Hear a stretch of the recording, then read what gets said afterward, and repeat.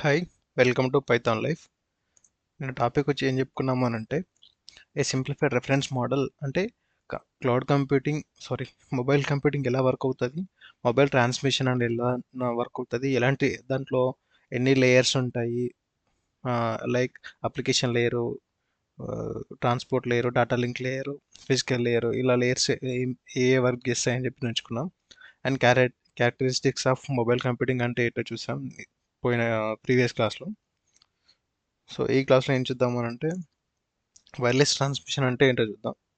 So wireless transmission definition and అంటే ఏంటి అని చూసిన తర్వాత radio and microwave and infrared waves use చేసి డేటా ట్రాన్స్మిషన్ ఎలా జరుగుతుంది అండ్ వాటి ప్రాపర్టీస్ ఏంటి అని చూద్దాం. సో ఫస్ట్ వచ్చేసరికి wireless transmission. So wireless transmission అంటే లైక్ ఇంతకు మనం మొబైల్ కంప్యూటింగ్కి డెఫినేషన్ ఎలా చూసాం, సేమ్ అదే ఉంటుంది. అంటే wireless transmission is the transmission of data, voice and video via a computer or any other wireless enabled device without being connected to a fixed physical link. అంటే wireless enable device అంటే wire లేకుండా పనిచేసే devices ఏవైతే ఉంటాయో వాటి నుంచి data అనేది transfer కావాలి ఇక్కడ ఇంకో డివైస్కి. అది వైర్డ్ అన్నా కావచ్చు, అన్వైర్డ్ అంటే వైర్లెస్ అన్న వైర్డ్ అయిన డివైస్ ఏదైనా కావచ్చు, but without fixed physical link. అంటే ఒక ఫిక్స్డ్ లింక్ లేకుండా ఒక ఒక డివైస్ నుంచి ఇంకో డివైస్కి డేటా అనేది ట్రాన్స్మిషన్ అవుతుంది. వైర్లెస్ ట్రాన్స్మిషన్ అని అంటాం అనమాట. వైర్లెస్ ట్రాన్స్మిషన్ యూజ్ చేసుకొని ఇది పాసిబుల్ అవుతుంది. ఈ వైర్లెస్ ట్రాన్స్మిషన్ యూజ్ చేసుకొని మనం మొబైల్ కంప్యూటింగ్ని అచీవ్ చేయగలుగుతాం. నెక్స్ట్ వచ్చేసరికి wireless transmission technology refers to the transmission of electrical energy from one end to another through electromagnetic waves. అంటే వైర్లెస్ ట్రాన్స్మిషన్ ఎలా పాసిబుల్ అవుతుంది అంటే ఎలక్ట్రిక్ కరెంట్ని యూజ్ చేసుకొని ఎలక్ట్రోమాగ్నెటిక్ వేవ్ని జనరేట్ చేసి ఎలక్ట్రోమాగ్నెటిక్ వేవ్స్ని పంపడం వల్ల ఈ వైర్లెస్ ట్రాన్స్మిషన్ అనేది జరుగుతుంది అనమాట. అంటే ఎలక్ట్రిక్ మ్యాగ్నెటిక్ వేవ్స్ రూపంలో డాటా అనేది పాస్ అవుతుంది త్రూ వైర్లెస్గా ఒక డివైస్ నుంచి ఇంకో డివైస్కి ఎలక్ట్రిక్ మ్యాగ్నెటిక్ వేవ్స్ రూపంలో డాటా అనేది ట్రాన్స్ఫర్ అవుతుంది అనమాట. ఇది అన్గైడెడ్ మీడియాలా ఉంటుంది. అన్గైడెడ్ మీడియా అంటే దీనికి ఒక డైరెక్షన్ అనేది ఉండదు అనమాట. ఒక పాత్ ఉండదు, ఒక డైరెక్షన్ ఉండదు. అవి ఇష్టం వచ్చినట్టు వెళ్ళొచ్చు అనమాట వైర్లెస్ ట్రాన్స్మిషన్లో ఈ ఎలక్ట్రోమాగ్నెటిక్ వేవ్స్ అనేటివి. సో అది అన్గైడెడ్ మీడియాలా కిందికి వస్తుంది ఇది. And infrared and radio and microwaves అనేటివి ఈ వైర్లెస్ ట్రాన్స్మిషన్లో మోస్ట్లీ మ్యాక్స్ యూజ్ చేసేటివి.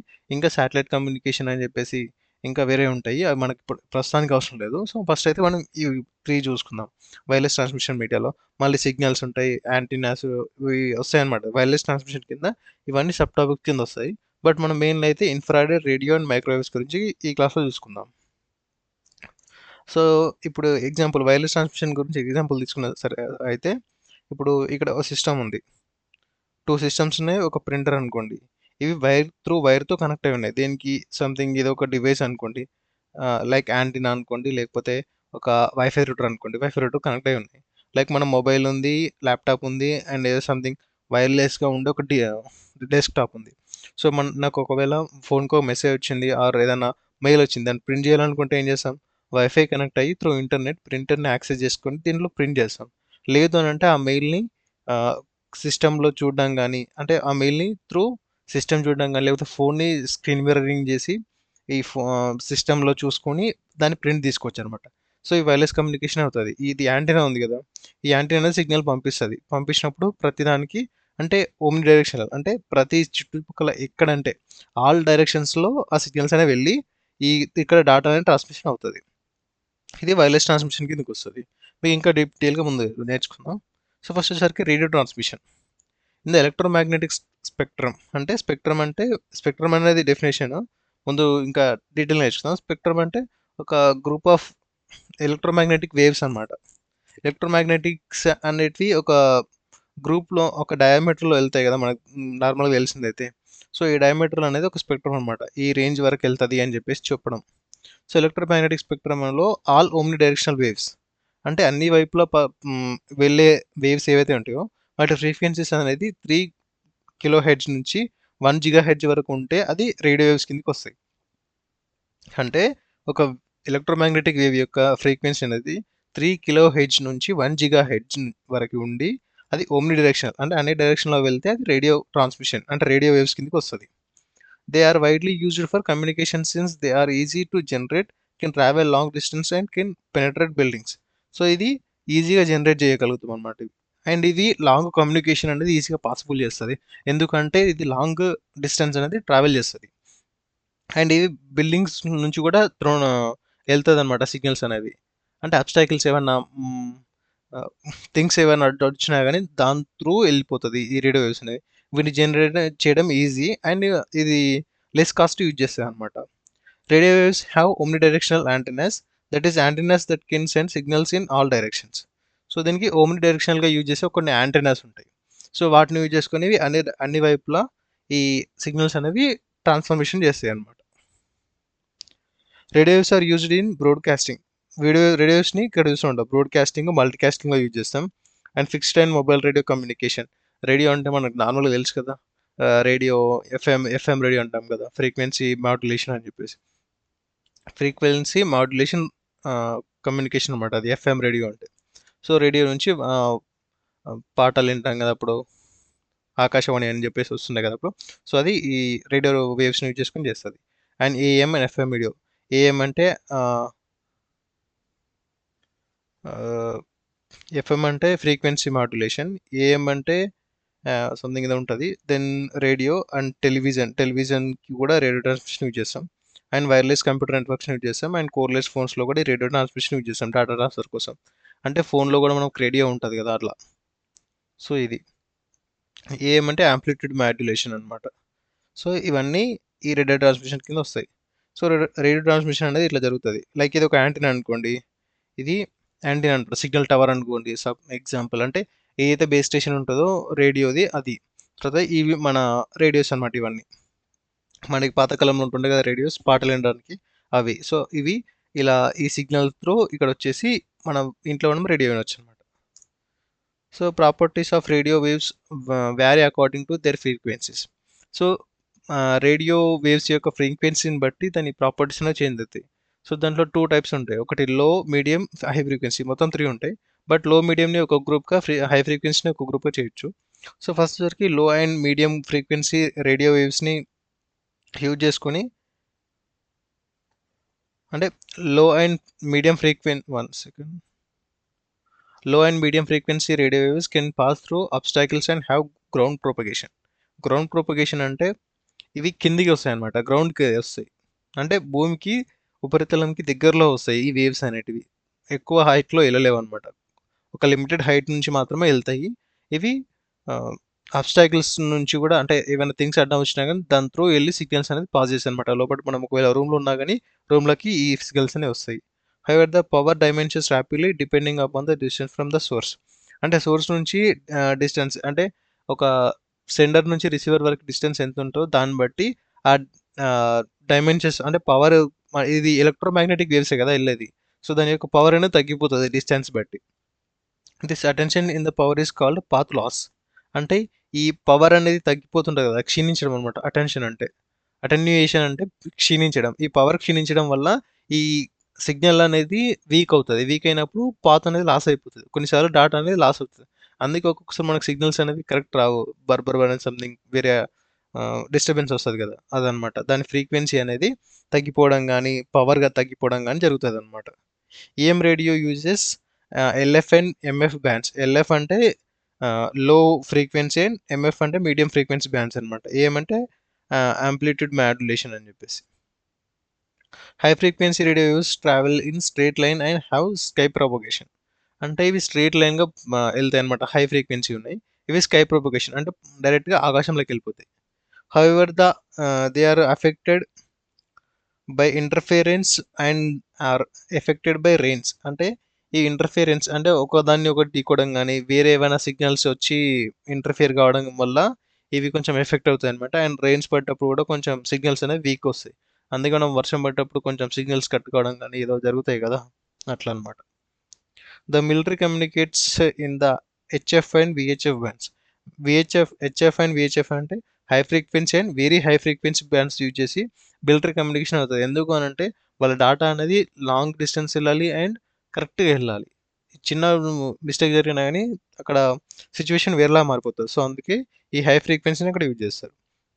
They are also used for long distance broadcasting and FM radio.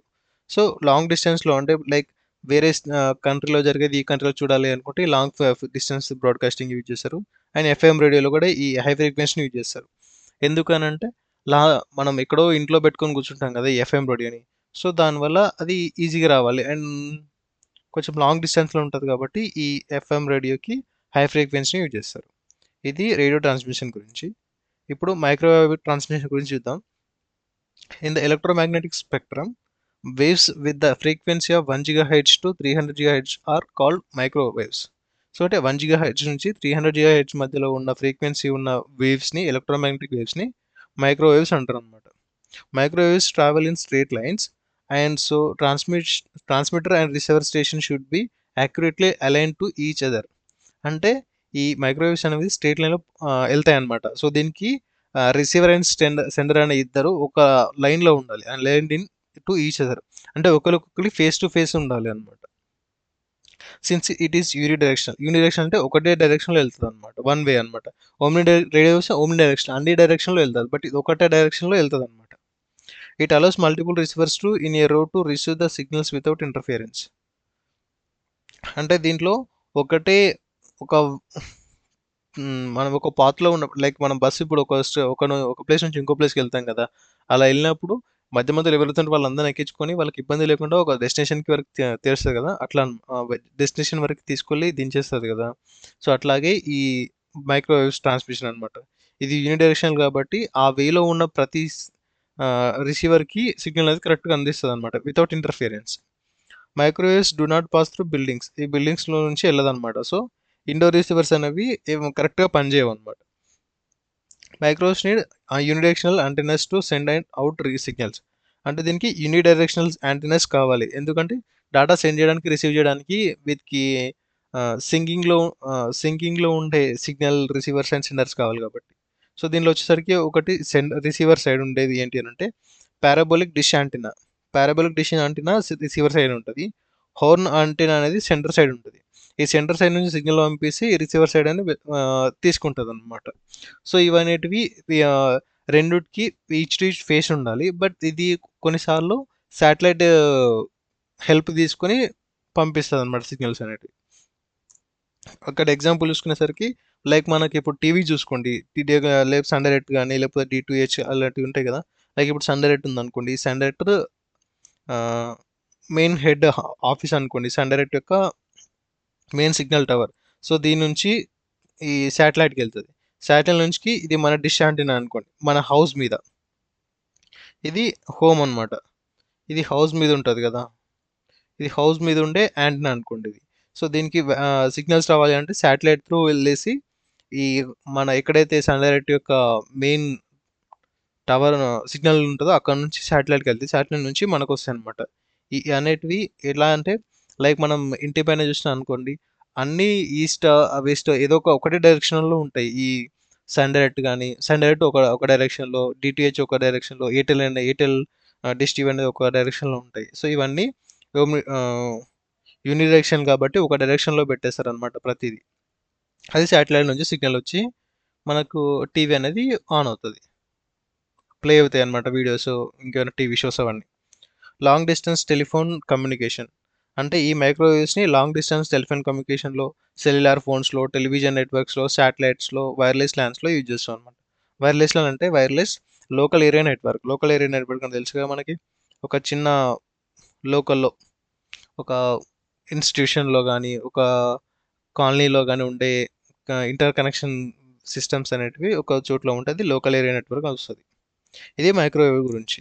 తర్వాత infrared waves. The electromagnetic waves having frequencies from 300 GHz to 400 gigahertz, wavelength from 1 millimeter to 770 nanometers. 1 millimeter to 770 nanometers are referred to as infrared IR waves. Infrared waves IR waves అంటారు అనమాట. IR uses line of sight propagation. Electromagnetic waves అనేవి frequency 300 GHz to 400 GHz వరకు ఉండే ఈ frequency కలిగి ఉన్న electromagnetic వేవ్స్ని infrared IR waves అంటారు అనమాట, షార్ట్కట్లో IR. సో వీటి యొక్క వేవ్ లెంత్ అనేది 1 millimeter నుంచి 770 nanometers ఉంటుంది.